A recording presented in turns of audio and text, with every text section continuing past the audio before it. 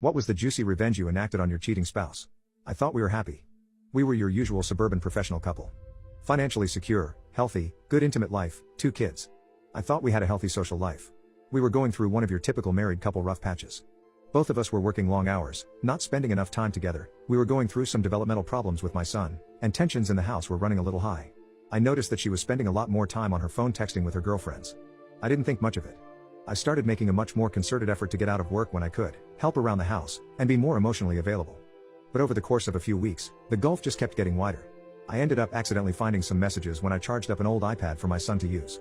Her Facebook Messenger was still logged in and there were a lot of highly questionable messages with a guy from her hometown named Jim. The messages weren't completely inappropriate, but I could tell there were quite a few missing based on the times and context of the messages. I made a mental note to keep an eye on this and went about trying to fix things up. The next day after I took the day off to knock out some projects that I thought would make her happy, and left her some sweet notes reminding her how much I appreciated her, she was once again in the corner of the living room texting her girlfriends. I took the boy's iPad to the office, opened up FB Messenger and watched in real time as my wife tore me down. She and Jim were making fun of me. All of my flaws, insecurities, and secrets I entrusted to my partner were now fodder for her and Jim.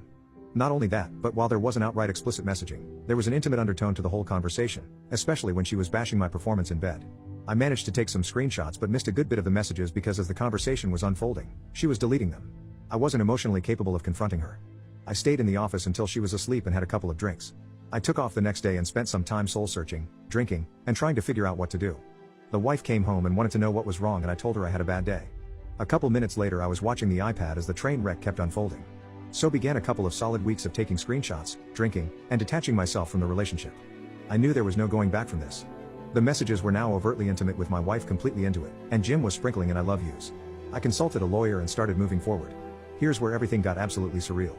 Watching the messages I found out Jim was coming to town to spend a weekend of quality time with my wife in a pretty nice hotel. I was missing a good bit of the info. They must have had a phone conversation about it at some point, but I was able to infer enough to get the when and where. The next day the wife is buttering me up and wants to take a spa weekend with the girls to relax, and when she gets back we can really focus on our marriage. I go with it all the way. It's the greatest idea she's ever had, and I'll do anything to get us back on track. I get with the lawyer and have him draft a strong separation agreement stating that she would move out, she would get weekend visitation, and no child support in the interim until the divorce is final. Then I sit through the most agonizing 2 weeks of my life. After all this, most of my feelings for her are completely gone, and I'm just seething with anger like I've never felt before. D-Day arrives. I take the day off work. I withdraw half of any money in any accounts we are joint on and leave her half alone. I had already redirected my paycheck to a new bank. I close our money market account and get a cashier's check for her half and deposit my half in my new account. I stop at Office Max and print out about 75 pages of Facebook Messenger screenshots, and I kill time because I don't want to be at home. She texts me that she's taking off and that she loves me. I tell her to have fun. I show up at the hotel at about 8:30 and call the wife's phone from the lobby. It goes straight to voicemail. They are probably already at it, whatever. I walk up to the front desk and ask if I can use the phone to be connected to Jim's room. It rings 3 times and he picks up. Hello? Jim, can you send my wife down to the lobby please? I don't know what you're talking about, bro. Okay then. I guess I'll have to call Mrs. Jim and get her down here. Totally a bluff. I knew he was married, but that was it. You got 5 minutes. Not even 2 minutes later my wife comes walking out of the elevator looking a little flustered. I sit her down in the corner of the lobby. She starts spewing BS saying it's not what it seems and so on. I'm not here to argue. The things that are said in this pile of papers are what's going on. The only way I'm not giving a copy of this to your daughter, your parents, and emailing it to everyone we know is if you move out immediately. My wife was very proud. The daughter was going through a rebellious teen phase and her knowing probably would have forever killed their relationship. The wife was also her parents' golden child and she always worried about what they thought of her. I didn't have much leverage and shame was my only card to play.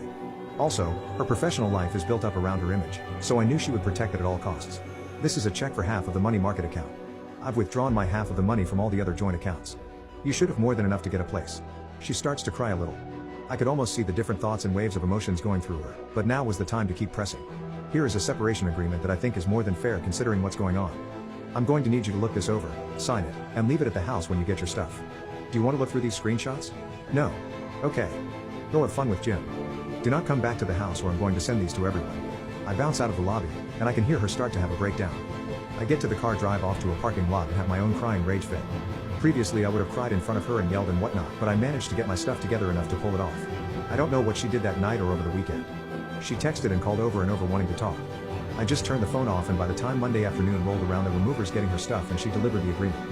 I let her have a talk with the kiddos basically saying mommy and daddy need some time apart, we still love you, and so on. Standard divorce talk. After a week she wants to have a real talk for the first time. I oblige her because I've already got my stuff together and I've got an idea of what I want, but I should hear her out. She's so sorry. She wants another chance. She wants her family back. She'll do anything. She's on her knees crying into my lap. I have no intention of ever taking her back. I tell her she needs to set up marriage counseling on her own at a time that works for me. I tell her that I can't live with her, but she should be around the children to try to maintain a relationship with them. So starts our new normal of her coming over to the house, cooking and having dinner with the kids 3 nights a week, her cleaning the house, doing the kids' laundry, then heading back to her place. We went to counseling. It consisted of her working through her issues with the therapist, trying to figure out why she did it, her begging for forgiveness, and me stoically playing the victim. I was never going to give her another chance. All I wanted to do was kill time, establish myself as the primary caregiver to the kids, and establish her as not having residency in the house. After a few months, I go to my own therapist and get diagnosed with depression and PTSD. I ask my work if it's possible to go to part-time for the foreseeable future to deal with personal issues, and it's no big deal. After 6 months of therapy, I told her that I couldn't forgive her right now and that I wanted an amicable divorce, but she is still the love of my life and maybe someday we could give it another try. She was devastated but agreed to the divorce if I promised to try again someday. Once the divorce was filed, I needed the kids to want to stay with me. I left a Google search for how to survive your wife's infidelity up on the shared PC at home, and I left some printed out infidelity articles not so hidden in the kitchen. My daughter found them and came to me crying. I told her she wasn't supposed to find those, that mom made a mistake, that mom still loves her, and that I would always be here for her. My daughter, who used to hold my wife in such high regard, now wouldn't talk to her without screaming, and it crushed her. Not surprisingly, when the court needed statements from the kids a few months later, little brother followed big sister's lead and they both wanted to stay with dad in the house they grew up in. When the divorce was finalized, I got the house. I got primary custody of the kids. I got awarded generous child support due to my working part-time. Now for the last 2 years, I've gotten to live in the house with my kids, work part-time, get the now ex to subsidize it for me, and when she takes the kids over the weekends, I get to have my fun with Tinderellas. In the eyes of my kids, I'm the patron saint of fatherhood for taking the high road and always being there. In the eyes of my ex, I'm the one that got away that she will always pine for. Of course, she throws herself at me every time she comes over in hopes of me taking her back. But that is never going to happen.